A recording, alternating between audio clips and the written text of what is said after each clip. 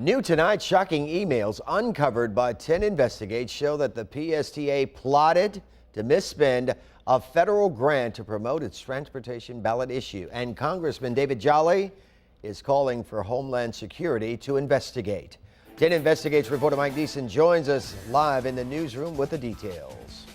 Well, Reg, these are pages and pages of emails we obtained through a public records request that shows instead of using hundreds of thousands of dollars of Homeland Security money to make the buses safer, PSTA had a plan to advance its transportation initiative that goes to the voters next month. It is a bit shocking. Congressman David Jolly is talking about these emails 10 Investigates discovered showing PSTA CEO Brad Miller was lying when he gave this explanation on how the agency had used a $350,000 grant from Homeland Security. It's about this general idea of making the transportation system feel more safe and secure. That's what Miller was saying before he was forced to return the money to the federal government.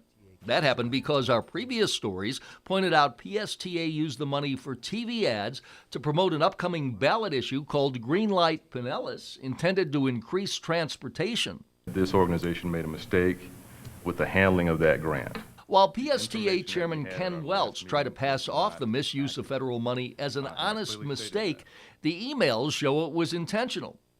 In this email, Director of Marketing Janet Recca explains, we were able to leverage our federal grant dollars and further Greenlight efforts. In this email, Miller says of the ads, they must have the Greenlight logo, and I insist on this and won't approve payment on anything else. And once again, in an email, Miller is saying, I know you, Janet, have heartburn about how this grant is being used. We can easily add some stuff about your beloved security. And these emails show they knew that they were using the taxpayer dollars to do that. In their words, they say they leveraged the grant money, essentially taxpayer dollars. They leveraged taxpayer dollars to promote Greenlight. That's wrong. And this was last year.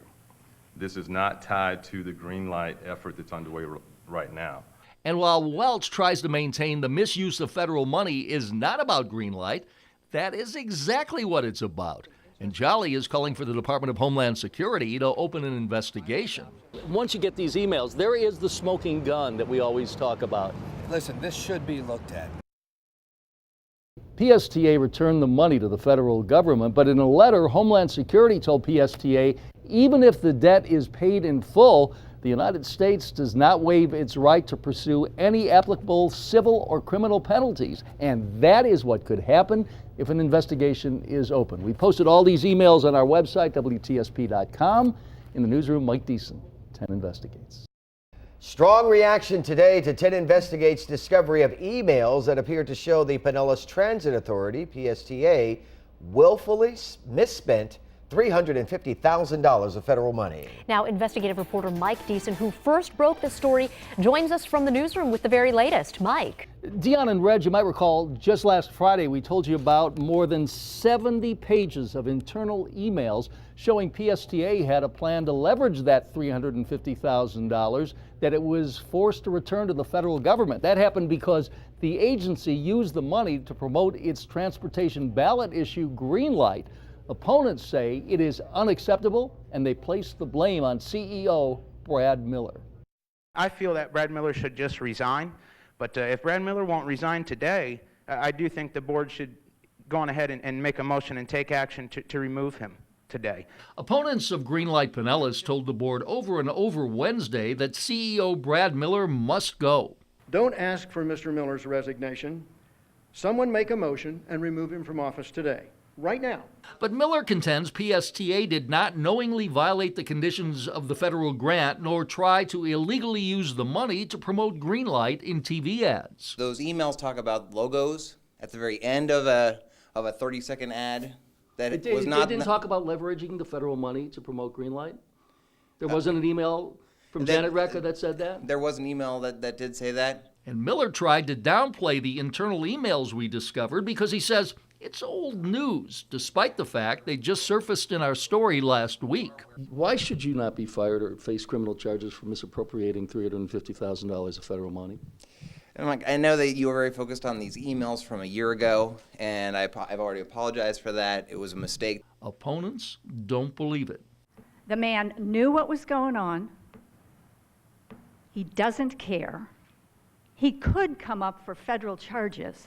But the board members and Chair Ken Welch, all of whom blasted our initial stories, don't believe Miller intended to do wrong. Our take is that it was an honest mistake. It was an unacceptable use of that money. You were right in your initial report. When we got the correct information, we did everything we could to make it right. We want to move forward as a board. And by making it right, they had to give back that money. Now, the board is hoping a yes vote in 2 weeks will put this issue to rest. Meantime, some of the supporters of Greenlight privately tell me they're worried and say if the issue fails, Miller's handling of the grant money could be a decisive factor. To see our previous stories, go to our website, WTSP.com. We've posted them in the newsroom. Mike Deason, 10 Investigates. A serious and potentially dangerous situations for drivers on the roads and riders of local public buses. Now, 10 Investigates uncovered 1/3 of the buses run by the Pinellas Transit Authority, PSTA, were overdue for preventive maintenance. And when investigator Mike Deason started digging deeper, PSTA directors tried covering up the problem. The wheels on the bus go round and round, but for a few PSTA buses, the wheels are falling off. Yeah, I'm concerned. Definitely concerned. 10 Investigates discovered in the past 4 months, PSTA reported tires falling off 2 buses while en route. In April, one PSTA bus driver reported hearing rubber or plastic hitting something, and then a passenger reported seeing smoke and said, "I heard a loud noise and the tire left the bus." In July, on another bus, a tire fell off while making a turn in Clearwater. Safety is our number 1 priority here. PSTA Maintenance Director Henry Lukasic is in charge of the nearly 200 buses on the road every day in Pinellas County. We went back, we immediately looked into every single bus, all of our 200 buses within 1 hour Of number 1 or number 2? Both times, both times. So if you did it after number 1, how did number 2 happen? 2 separate instances. But perhaps these instances could have been prevented. 10 Investigates uncovered records verifying 1/3 of the public buses not having proper inspections and missing preventative maintenance required by the state. Is there a problem with inspections? We have gotten behind on inspections. But that's not what PSTA told us when we initially made a request for a list of buses that were out of compliance with maintenance inspections. The agency said there was no list because there were no buses out of compliance. But when we showed the agency its own list that we had obtained, PSTA admitted, yes, there was a list, and yes, there was a problem. The list that you have is a list of inspections that are due. Which is what I requested. Well, that's the list that we provided. You provided it after I sent the list that you folks said didn't exist. After we started asking PSTA about preventative maintenance, the agency went into high gear, correcting what it called in this email a serious issue. There's a backlog of work. And that backlog is leading to potentially dangerous situations for passengers as well as other drivers on the road. That makes me feel really bad because me and my daughter both use the bus to get around everywhere. After we started asking questions, PSTA went into overdrive, paid overtime, and stopped everything else to make sure all the buses got the needed maintenance. But when we asked Lukasic how the problem happened and can the public be sure it won't happen again, he said, well, just like any other situations, sometimes you get a backlog of work, meaning unless someone stays on the agency's case, this might not be an isolated incident. You can be sure we'll stay on top of it. In the newsroom, Mike Deason, 10 Investigates.